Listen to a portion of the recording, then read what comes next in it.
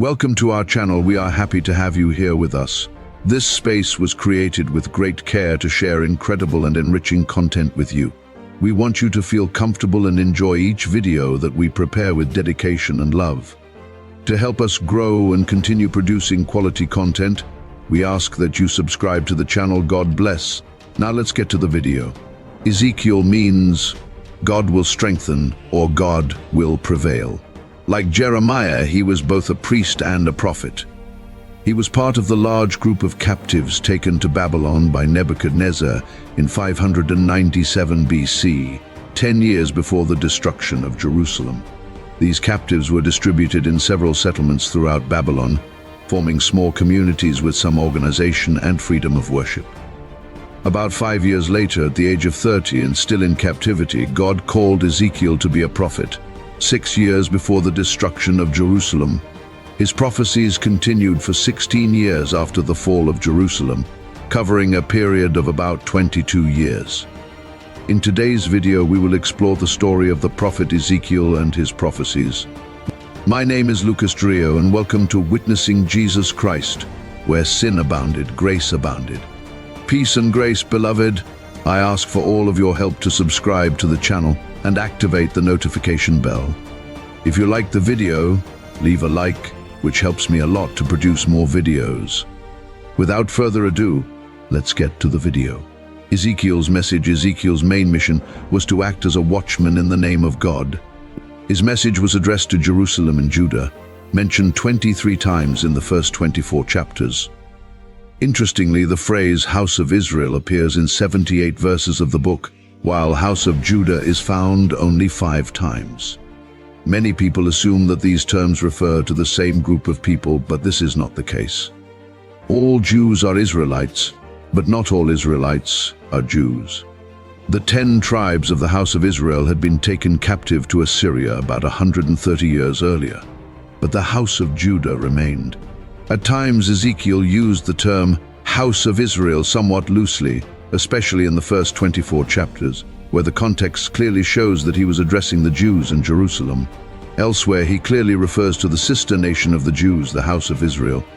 God, through Ezekiel, warned them of impending destruction unless they repented and turned from their idolatrous and sinful practices.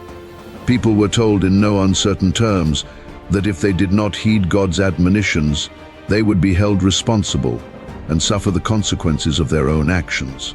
Predictions for happiness, peace, and abundance. Like all prophets, Ezekiel did not just bring a message of condemnation and sadness. Through him, God proclaimed that, after the Israelite people suffered humiliation and national deprivation due to their disobedience, he would return to usher in a time of unprecedented peace and harmony among all nations. As King of Kings and Lord of Lords, he will return to establish his righteous rule over the nations. Ezekiel's prophecies. To understand Ezekiel's prophecies, some historical context is necessary.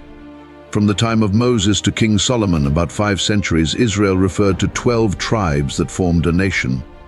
However, soon after Solomon's death, the nation split in two. The northern 10 tribes continued to be called Israel, and the southern tribes, Judah, Benjamin, and part of Levi, were called Judah. These 2 nations, they resided in the land God gave them for more than 2 centuries as independent nations, until God finally punished the northern tribes with captivity for their continued disobedience. The 10 tribes that made up the nation of Israel were taken into slavery by Assyria, and from there these people migrated, becoming lost to historians over the centuries. To this day, they are known as the Lost Tribes of Israel.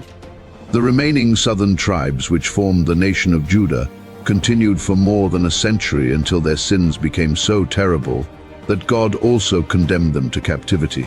This time, the conquering nation was Babylon, which deported them in several waves.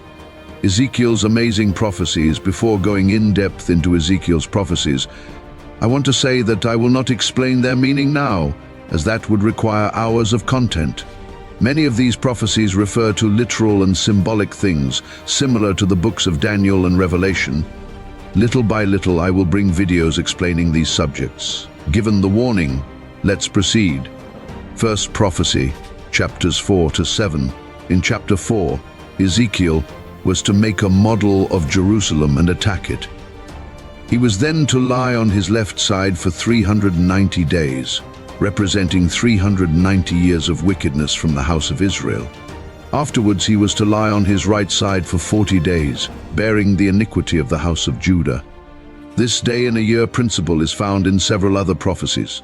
Chapter 5 contains one of the most severe prophecies in the Bible. The prophecy of the rosaries, where Ezekiel describes, with his hair shaved, how Jerusalem would be punished for its sins. 1/3 of Israel will perish from famine and pestilence, another third will die from military conquest, and the surviving third will be forced into servitude in foreign lands. This prophecy constitutes a warning about what will happen to the modern nations of Israel in the future. Chapter 6 repeats the judgments that come upon Israel with the additional phrase, "And you shall know that I am the Lord." Chapter 7 makes it clear that these prophecies against Jerusalem, Judah, and Israel are for the end time and include the period called the Day of the Lord's Wrath, which refers to the day year before Christ returns and takes control of the world. Isaiah calls this time the Day of the Lord's Vengeance, the year of recompense. Second prophecy, chapters 8 to 19. In chapters 8 to 19, God makes accusations against Jerusalem and Israel. In chapter 8, there are references to pagan practices that were rooted in Christianity and practiced by many descendants of Israel. In chapter 9, God distinguishes between the ordinary citizens of Israel burdened by a tide of sin and those who revere God and his laws, being deeply grieved by the sins of the nation. The latter will have God's protection, while the former will suffer judgment. In chapter 10, Ezekiel sees a glimpse of the powerful spirit world and the cherubim, high-ranking angels. In chapter 11, we have an invasion of the temple.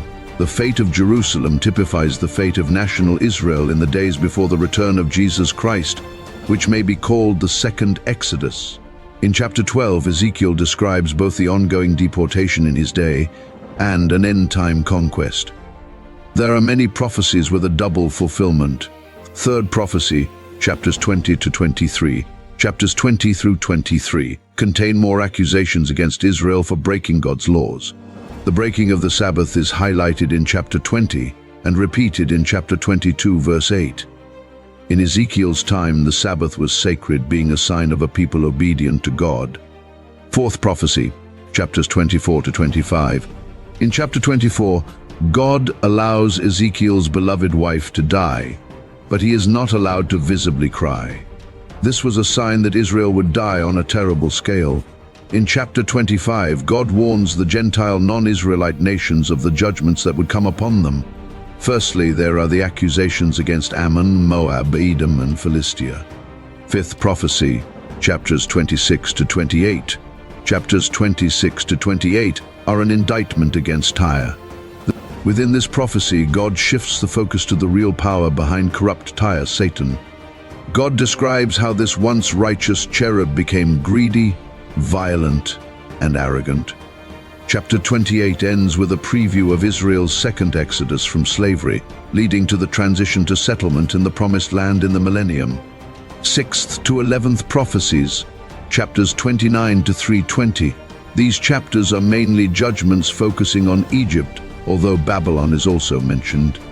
In the first part of chapter 33, God makes it clear that he is referring to the role of the watchman for the children of Israel, whose responsibility is to warn of evil. These watchmen are individuals like Ezekiel who are commissioned to proclaim God's warning. 12th prophecy, chapters 3:21 to 39. These chapters contain a combination of judgment, forgiveness, restoration, and redemption for Israel. Chapter 34 portrays God as the great shepherd of Israel. In chapter 36, God promises a time of rebirth for Israel, symbolized by a new nature. Chapter 37 describes the return of Israel's dry bones, one of the most well-known visions in the Bible. This chapter also presents the gathering of the scattered Israelites. In chapters 38 and 39, we have the Battle of Gog and Magog, which many scholars believe occurred shortly before or after Christ's return.